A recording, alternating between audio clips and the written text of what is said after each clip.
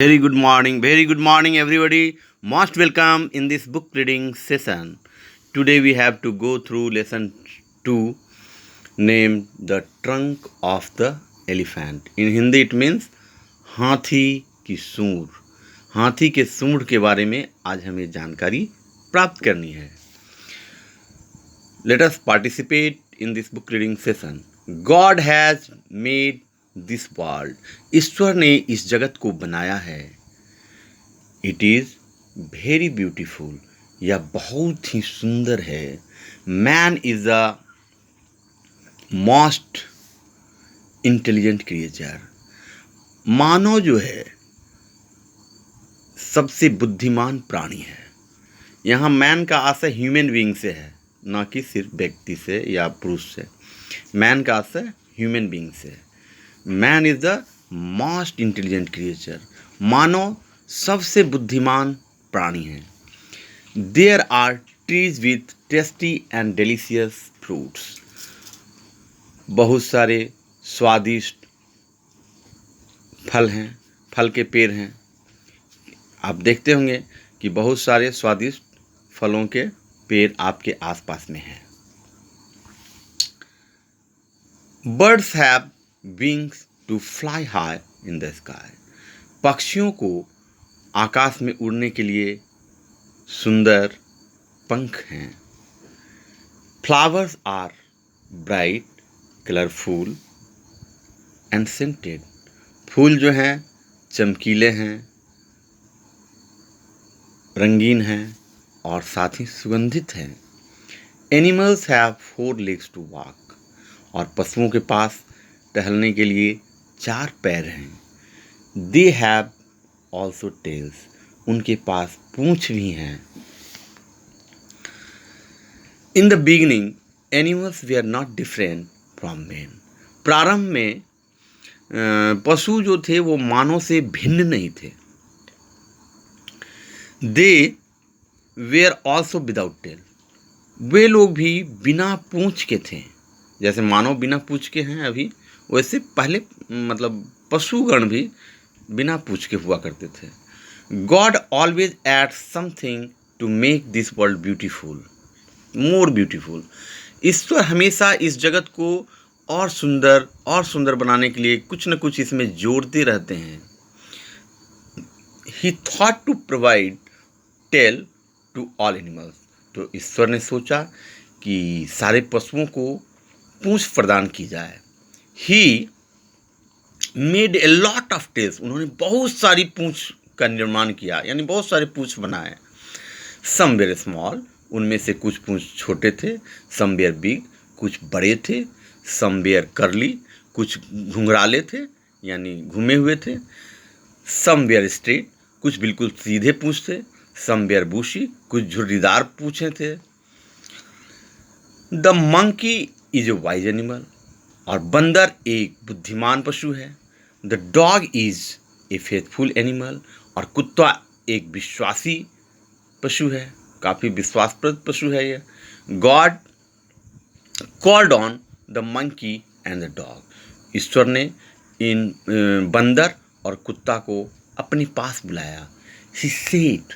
उन्होंने कहा, I have made tails for all animals. उन्होंने कहा कि मैंने सारे पशुओं के लिए पूंछ का निर्माण किया है, पूंछ बनाया है. You will distribute this tails among them. तुम उन्हें पशुओं के बीच वितरित करोगे. Both collected the tails and went away from there happily. तो उन दोनों ने सारे पूंछ को ले लिया और वहाँ से खुशी खुशी चल पड़े. किस लिए? वितरण करने के लिए. All animals gathered in a big field to get tales.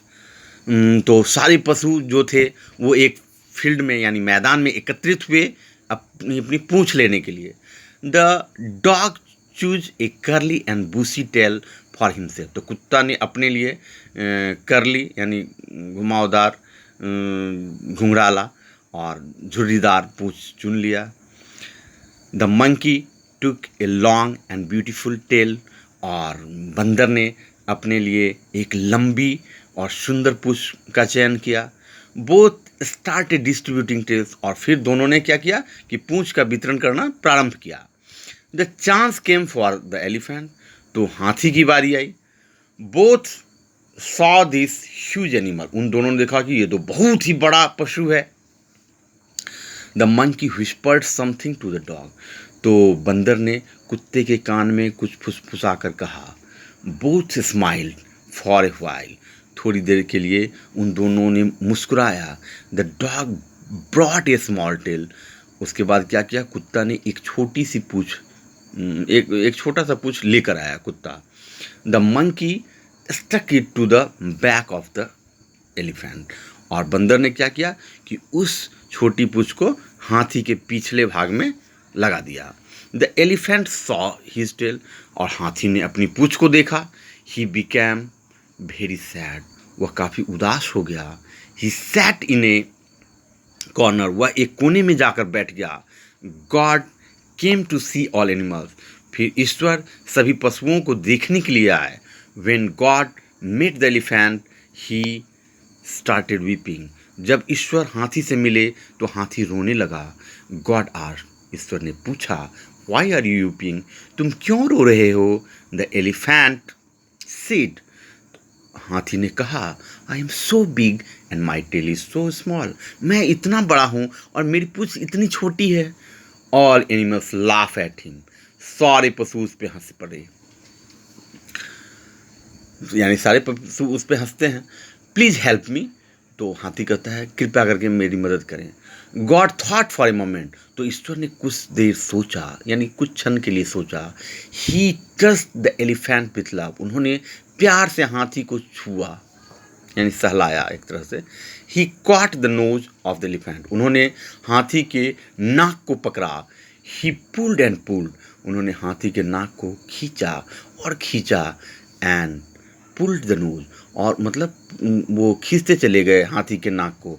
The nose Guru longer, फलस्वरूप क्या हुआ, नाक लंबा हो गया। एंड लॉन्गर, और लंबा और लंबा और लंबा हो गया। गॉड सेड, ईश्वर ने कहा, see you have one more tail, उन्होंने हाथी से कहा, देखो तुम्हारे पास एक और पूंछ हो गई। डोंट वरी, तुम चिंता मत करो। बी हैप्पी, तुम खुश हो जाओ।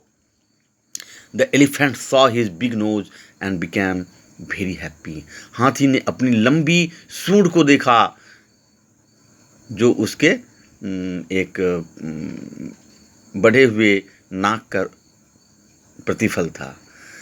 ही थैंक्ड गॉड, उसने यानी हाथी ने ईश्वर को धन्यवाद दिया फॉर हिज ट्रंक, अपने उस सूंड के लिए। तो इस तरह से हमने देखा कि हाथी की सूंड किस प्रकार बढ़ी, यानी हाथी का नाक का विस्तार एक सूंड के रूप में हो गया, और वह उस दिन से अपने आप को सुखद महसूस करने लगा।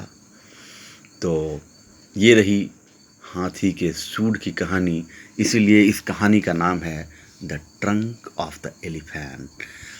अब हम इसमें कुछ नए शब्दों का अध्ययन करेंगे। New words, creature means a living thing यानी प्राणी, सेंटेड माने प्रेजेंट स्मेल यानी सुगंधित, डिस्ट्रीब्यूट माने गिव थिंग्स यानी वितरण करना, whispered spoke quietly into ear कान में फुसफुसा कर कहना, डेलिशियस मीन्स प्रेजेंट टेस्ट यानी आनंददायी स्वाद, प्रोवाइड माने टू गिव यानी प्रदान करना, गैदर्ड माने केम टुगेदर इन ग्रुप एकत्रित होना, समूह में एकत्रित होना, स्टक फिक्स्ड यानी किसी जगह पे फिक्स करना, लगा देना। इस तरीके से हमने कुछ न्यू वर्ड्स को सीखा, इस कहानी के रहस्य को समझा, इस कहानी के तात्पर्य को समझा। अब क्रमिक रूप से हम इसके प्रश्नों को हल करेंगे अगली कड़ी में। आज के लिए धन्यवाद। आप इसे तब तक सुने जब तक आप समझ नहीं जाएं। इसके लिए आप एक बार नहीं, 2 बार नहीं, 3 बार भी सुन सकते हैं, 4 बार भी सुन सकते हैं। जितनी बार में आपको समझ आ जाए तब तक आप इसे सुनें और इसका रसास्वादन करें। Thanks for watching.